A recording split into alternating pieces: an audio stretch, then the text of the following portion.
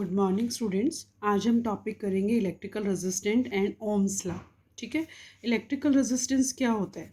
ठीक है, electric resistance of a conductor, किसी कंडक्टर का इलेक्ट्रिक रेजिस्टेंस, उसको हम as a measure of opposition offered by it for flow of charge through it. जब किसी कंडक्टर के अंदर से चार्ज फ्लो कर रहा होता है और उसके अंदर जितना अपोजिशन वो मेज़र करते हैं, जितना अपोजिशन मेज़र किया जाता है, उसे हम इलेक्ट्रिकल रेजिस्टेंस कहते हैं। ठीक है, ऐसा नहीं होता कि जितना चार्ज उसके अंदर जा रहा है, फ्लो कर रहा है, वो सारे की सारी क्वांटिटी उसमें फ़्लो करती रहती है। कुछ रेजिस्टेंस होता है, कुछ रुकावट होती है जो उसके फ़्लो को रोकती है, और उसी को हम इलेक्ट्रिकल रेजिस्टेंस कहते हैं। ठीक है, and mathematically electrical resistance is represented by R and it is V upon I, where V is the potential difference and I is the current. मतलब उसमें कितना पोटेंशियल डिफरेंस है और कितना उसमें करंट फ्लो कर रहा है। अगर हम इनके वैल्यूज़ को पुट करेंगे तो हमारे पास रेजिस्टेंस मेज़र हो जाएगा, निकल आएगा।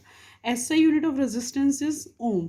जो रेजिस्टेंस का SI यूनिट है, सपोज करो 1 निकल आती है, इसकी वैल्यू 1, तो हम कहेंगे 1 ओम का रेजिस्टेंस उसमें से फ्लो कर रहा है। ठीक है, और उसका जो सिंबल है ओम का वो ये है, वेयर 1 जो ये है ओम है, it is equal to 1 volt upon 1 ampere, क्योंकि जो पोटेंशियल डिफरेंस है वो वोल्ट में मेज़र किया जाता है और करंट जो है एम्पियर में मेज़र किया जाता है। ठीक है, व्हाट इज़ ओम्स लॉ? अब हमारे पास क्वेश्चन आता है, अभी हमने ये ओम के बारे में पढ़ा, तो व्हाट इज़ ओम्स लॉ?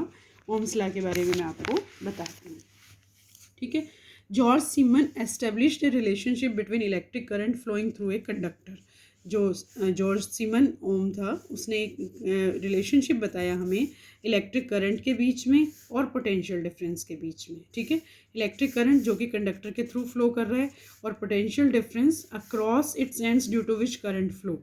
एक पोटेंशियल डिफरेंस जो मैंने कल बताया था आपको, हाई एनर्जी लेवल से लो एनर्जी लेवल की तरफ फ्लो करता है, उसको हम पोटेंशियल डिफरेंस कहते हैं। और वो पोटेंशियल डिफरेंस जो है उस जहाँ पे करंट फ्लो कर रहा है वहीं पे होता है। तो पोटेंशियल डिफरेंस और करंट में क्या कनेक्शन है?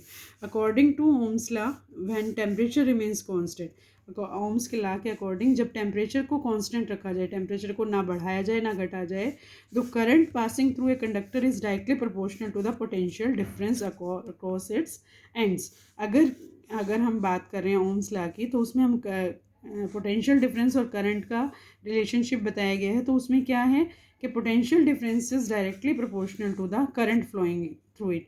जितना पोटेंशियल डिफरेंस होगा उसी के अकॉर्डिंग उसमें करंट फ्लो कर रहा होगा। और जो पोटेंशियल डिफरेंस है वो डायरेक्टली प्रोपोर्शनल है। अगर हम इसको बढ़ाएंगे तो ये ऑटोमेटिकली अपने आप ही बढ़ जाएगा, मीन्स एक के इंक्रीज़ होने से दूसरा भी इंक्रीज़ हो जाएगा। यहाँ पे हमने इसको ये प्रोपोर्शनैलिटी का साइन हटा के आर लिखा है, where R is the resistance of conductor. R जो है रेजिस्टेंस है कंडक्टर का। ठीक है, मैंने आपको बताने के लिए, इन दोनों के बीच में रिलेशन बताने के लिए एक डायग्राम मैंने किया है, ये ड्रॉ, जिससे मैंने एक इलेक्ट्रिक सर्किट बनाया है। ठीक है, इलेक्ट्रिक सर्किट बनाया है जिसमें मैंने ये कनेक्टिंग वायर्स हैं, ये रेजिस्टेंस है। ठीक है, ये V जो लिखा है ये वोल्ट मीटर है जो रेजिस्टेंस को मेज़र करने के काम आता है। ये एम्पियर जो करंट को नापने के काम आता है। ये प्लग की है। ठीक है, ये अभी क्लोज्ड है, मतलब स्विच ऑन है और करंट फ्लो कर रहा है इस तरह से। और ये हमने सेल्स लिए हैं, सोर्स ऑफ एनर्जी लगाई है।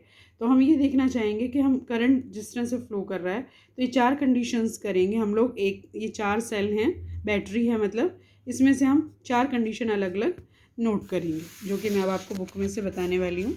इस डायग्राम में इसमें क्या है, सबसे पहले हमने number of cells used in the circuit, हम इसको जैसे जैसे करेंगे इसमें से हम एक एक, पहले हम 1 सेल के लिए करेंगे, फिर हम सेकंड के लिए, फिर हम थर्ड के लिए, और फिर हम फोर्थ के लिए। मतलब पहले हमने 1 जोड़ा है, फिर 2, फिर 3 और फिर 4।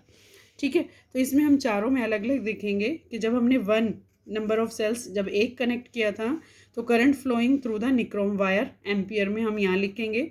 सपोज करो ये A आ जाता है, पोटेंशियल डिफरेंस ये B आ जाता है, V upon I A upon B।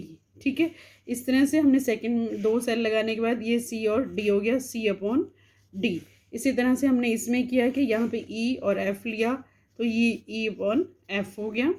ठीक है,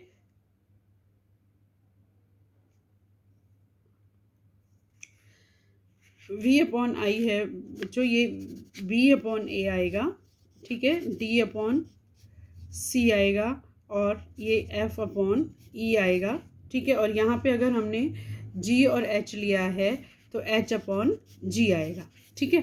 अब ये एक्टिविटी हमने की है इस तरह से, एक बार हमने 1 सेल लगाया, दूसरी बार हमने 2 सेल लगाए, थर्ड टाइम हमने 3 और 4, इस तरह से इस एक्टिविटी में हमने देखा कि जब भी हमने ये वाली वैल्यूज़ निकाली तो ये वैल्यू जो है एक बिल्कुल इंक्रीज़ होती गई, जैसे जैसे नंबर ऑफ़ सेल्स बढ़ते गए, मीन्स करंट बढ़ता गया, उसकी क्वांटिटी भी बढ़ती गई। और जब हमने ग्राफ प्लॉट किया, करंट को हमने एक्स एक्सिस के अकॉर्डिंग लिया और पोटेंशियल डिफरेंस को इस तरह से, जैसे जैसे करंट की वैल्यू बढ़ी वैसे वैसे पोटेंशियल डिफरेंस भी जो है बढ़ता चला गया।